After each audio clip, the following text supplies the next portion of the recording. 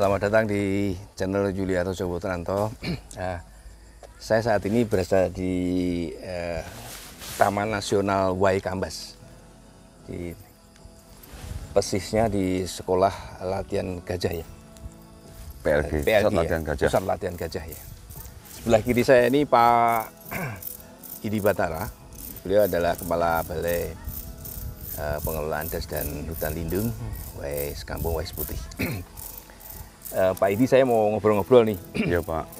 Pak Idi kan Kepala Balai Wais Kampung Wais Putih. Wilayah kerjanya berapa luas Pak Idi? Kalau wilayah seluruh kawasan, seluruh daratan ada 3 jutaan. 3 juta. 3 juta tambah dari Sumatera Selatan ada 400, 3,4 juta. Dari sekitar 3-4 juta tadi, lahan kritisnya katanya ada berapa Pak Idi? Secara data memang tertulis sekitar 150. Tapi karena ini hutan di Lampung, khususnya hutan produksi dan lindung, itu hampir semuanya sudah dikelola oleh masyarakat. Secara kritis mungkin tidak ekstrim banget, tapi secara fungsi perlu dikembalikan lah. Ya, Biar bisa sudah dipulihkan secara bertahap. lah gitu ya. Ya. Sebetulnya tipikal lahan kritisnya seperti apa sih sekarang pada umumnya Pak Idi? Kalau di Bersentuhan dengan masyarakat, ya, kondisi fisiknya seperti apa sekarang? di hulu sampai hilir yang dikelola masyarakat ada yang sangat kritis.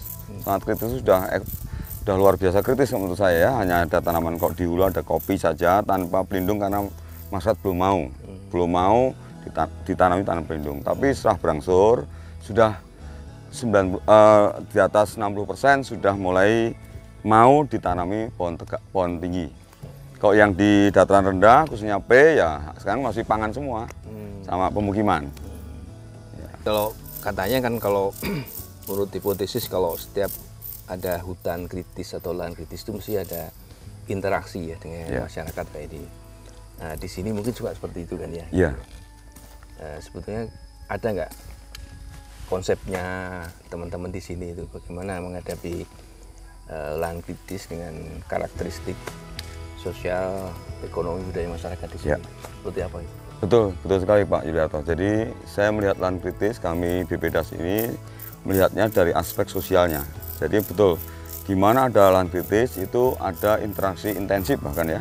Terus masyarakat di P, hutan kawasan P itu tergantungan tinggi termasuk lindung. Otomatis pendekatan kita ada win-win solution dengan cara silvicultur intensif, silvicultur sosial. Silvicultur yang mengedepankan komunikasi kedua belah pihak sehingga ego kita turunkan, ego masyarakat kita turunkan, yuk kita cari jalan yang terbaik. Karena ini umumnya pangan yang di hilir, yang di hulu itu perkebunan. Kalau ada kopi ya jangan kopi toh, ya harus ada tanaman pohon. Nah, tapi kok masyarakat tidak mau kok tanaman pohon yang tidak menghasilkan.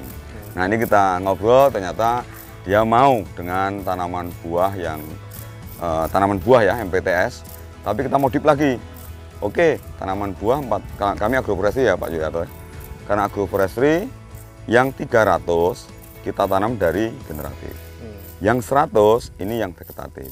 Karena keuangan negara mampunya baru 100 sampai 200, tergantung jenis. Nah, dengan cara ini sekarang masyarakat berlomba-lomba semua ingin. Jadi yang penting ada 100 vegetatif, misalkan durian, dia misalkan minta musangking atau montong atau petruk boleh. Tapi mampunya paling 100 sampai 150 karena keuangan. Tapi kelengkapan 400 tadi harus ditanami juga yang dari generatif sebanyak 300 atau 250. Dan ini sudah berjalan luar biasa, memunculkan partisipasi luar biasa juga. Jadi masyarakat sekarang itu membantu kita itu dalam pemetaan, pendataan peserta yang ikut rehabilitasi hutan dan lahan, sehingga apa yang dilakukan oleh kelompok tadi sebenarnya akhirnya pada perorangan.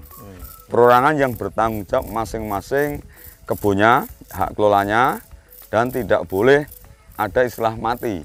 Mati harus diganti. Itu spiritnya begitu. Walaupun faktanya kalau memang mati karena faktor alam yang tidak bisa kita tangani ya sementara kita terima. Tapi pengalaman selama 2 tahun ini bisa dikatakan tanaman itu hidup di atas 95 bahkan sampai 101-102%. Ya, jadi saya menangkapnya mereka sudah mau menerima program RHL secara partisipatif.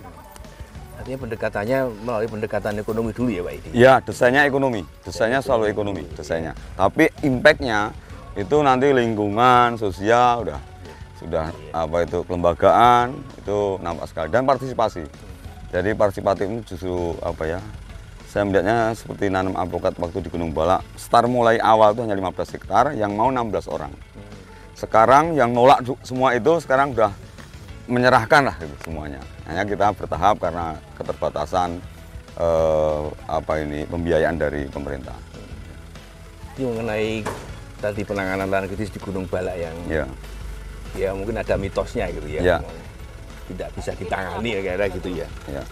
Itu bagaimana mengawalinya dulu itu Pak Idi bisa istilahnya menghadirkan kegiatan RHL di sana itu? Ya, memang untuk Gunung Balak itu sebuah cerita khusus ya Pak ya, itu bertahun-tahun sudah tidak berkomunikasi dengan kita karena memang ada apa ya pertentangan lah, ada konflik masalah komunikasi, pemahaman, masyarakat berjuang untuk melepas kawasan, kemudian pemerintah mau masuk juga sudah sepertinya udah sulit gitu, maka saya tahu akar masalahnya bahwa intinya adalah masyarakat tidak mau. Nah, bagaimana supaya mau? Tentu cara-cara komunikasi yang sifatnya santai begitu ya, itu yang kami lakukan, dan kami ngobrol, ketemu tokoh masyarakat, dan akhirnya ngobrol itu gayung bersambung, dan masyarakat kebetulan juga memiliki sebuah genetik unggul lokal, kebetulan alpukat, dan diminati oleh masyarakat. Ya kami sarankan kalau mau nanam alpukat di kawasan, jagung dipadu dengan alpukat, yang penting pohon kami, sehingga tumpang sari akhirnya, tumpang sari antara alpukat dan jagung atau ubi kayu, dan sekarang sudah menerima semuanya. Ya, jadi lebih pendekatan ke gaul lah gitu ya, bahwa masyarakat adalah bagian dari kita. Nah, sekarang dengan Gunung Balak yang ya mungkin sukses belum bisa dilihat ya, tapi masyarakat mungkin sudah tahu ya di sana sudah mengembangkan alpukat tadi ya, ya. Itu di tempat lain juga seperti itu Pak? Nah betul. Mengembangkan juga. Ya, jadi Gunung Balak ini jadi kelompoknya namanya kelompok tani hutan Agro Mulya Lestari namanya AML. Dia sekarang jadi magnet. Jadi kalau ada daerah yang masih susah menerima pemahaman terkait dengan tugas-tugas yang kami sampaikan, ya kami ajak jalan-jalan ke lokasi AML di Guru Mulyo di Gunung Balak, sehingga nanti di sana antara petani ngobrol. Jadi petani itulah yang akan saling mengisi, dan faktanya ada sudah 4-5 kelompok lah di sana yang dari Lampung, bahkan yang di Inhutani itu yang betul-betul juga udah lama putus hubungan, sekarang udah connect dengan cara agroforestry antara pohon alpukat, jagung, atau pohon alpukat, ubi kayu, dan sekarang jalan. Dan kita ngikuti mereka, jarak lebarnya kita lebarkan 2,5 kali 10 meter, sehingga ruang pangan juga masih jalan, kemudian ruang pohon tidak mengganggu tanaman semusim. Nanti berjalannya waktu, misalkan katalah alpukat sudah berbuah, ubi kayu atau jagungnya berkurang, sudah terganti buah alpukat, karena 2-3 tahun sudah buah. Yang unik lagi ini Pak Yudarto, selama 2 tahun ini belum menghasilkan buah, tapi ada karena bibitnya diminati banyak masyarakat, sekarang tumbuh pembibit-pembibit rumah tangga di Girimulyo itu kurang lebih 154. Itu dalam kurun waktu 2 tahun ini sudah mengeluarkan bibit kurang lebih 350.000 batang. Harga di tempat sana 25.000. Jadi sudah menghasilkan uang dalam kurang waktu 2 tahun ini. Petani itu putaran uang di desa itu sudah mencapai antara 6 sampai 7 miliar. Kalau harga di tempat memang harga 25.000 per batang, tapi kan mungkin ada yang beli banyak, itu mungkin nego sendiri, itu kurang lebih 6 sampai 7 miliar dalam waktu hanya 2 tahun. Pak Idi ini unik ya teman-teman ya, Pak Idi ini unik karena seorang kepala balai yang punya wilayah kerja luas, tapi juga orang lapangan gitu. Pak Idi boleh tahu nggak, Pak Idi itu dulu backgroundnya apa sih? Apa dulu karirnya dari mana aja? Betul. Biar pada tahu nih teman-teman ini. Saya memang dibesarkan di Kementerian Kehutanan di lapangan. Awalnya saya jadi penyuluh Kehutanan di Timur atau Timor Leste sekarang ya.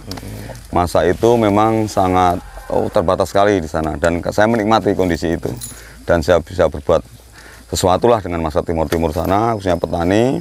Itu yang membuat saya menikmati bahwa alam Indonesia sebenarnya kaya, dan semua bisa diperlakukan dengan rekayasa teknis, rekayasa sosial.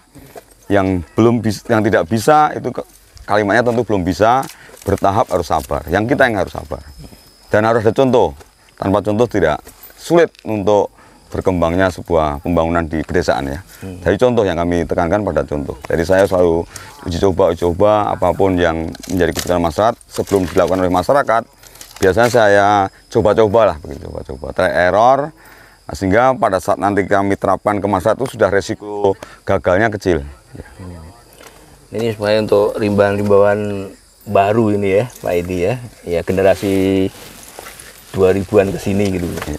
Pesan-pesan apa yang ini disampaikan Pak Idi itu kepada para rimbawan nih, sebagai ya tentu orang lapangan ya. Rimbawan namanya rimbawan, mestinya dia harus paham masalah lapangan gitu. Ya. Seperti apa saran Pak Idi? Nah, ini untuk khusus tantangan bagi teman-teman rimbawan dimanapun berada, bahwa ke depan hutan kita tidak seperti hutan masa lalu yang ada pohon besar, ada tinggal kerja nebang, tapi tantangan mungkin ya, tapi peluang juga. Di lahan kritis, konflik itu peluang. Jadi hidup kita harus berani menghadapi kondisi yang sepertinya tidak enak, tapi padahal ini asik. Misalnya lahan kritis itu jangan ditangkap sebagai tantangan, ini adalah peluang. Karena itu ada media untuk berpraktek, kemudian berusaha, dan itu dibutuhkan lahan itu. Nah, jika itu digunakan dengan baik, terus kita mau praktek, walaupun kecil, yang penting praktek, coba terus, nanti pasti kita punya pengalaman baru. Nah, pengalaman inilah yang biasanya orang tertarik. Karena kalau kita katakanlah sudah baca buku, sudah sekolah, kita menyampaikan itu kurang menarik kok di masyarakat. Tapi walaupun kecil, kita praktekkan, dan itu nyata, walaupun gagal, itu pun menarik. Tapi tidak mesti harus berhasil, tapi harus praktek.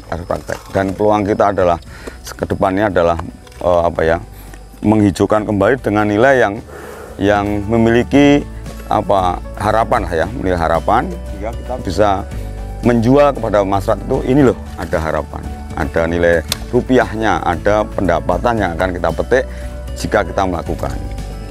Jadi harus semangat. Rimbawan sekarang justru ini hebat saat ini. Karena ini bekerja betul, mendesainnya adalah kehidupan. Kalau saya kehidupan biasanya. Desain apa nih yang memiliki nilai kehidupan? Nah, itu yang kita tekuni, Pak. Jadi gitu ya teman-teman. Ini tadi Pak Idi bercerita testimoni lah apa yang dilakukan Pak Idi sebetulnya. Bukan mengada-ada ya di Pak Idi. Artinya ini bisa menjadi role model. Rimbawan itu harus di lapangan, harus memahami masalah-masalah sosial, ekonomi masyarakat, dan memahami kebutuhan lapangan gitu ya Pak Idi ya. Dan itu kalau kita sudah memahami mereka dan kita berkomunikasi, mengajak mereka menjadi mudah gitu untuk didiskusikan. Jadi itu tadi catatan yang kita dapatkan dari Pak Idi. Pak Idi, terima kasih atas ceritanya ini. Mudah-mudahan ini bisa menjadi contoh ya pada teman-teman yang lain. Sampai ketemu lagi di konten selanjutnya.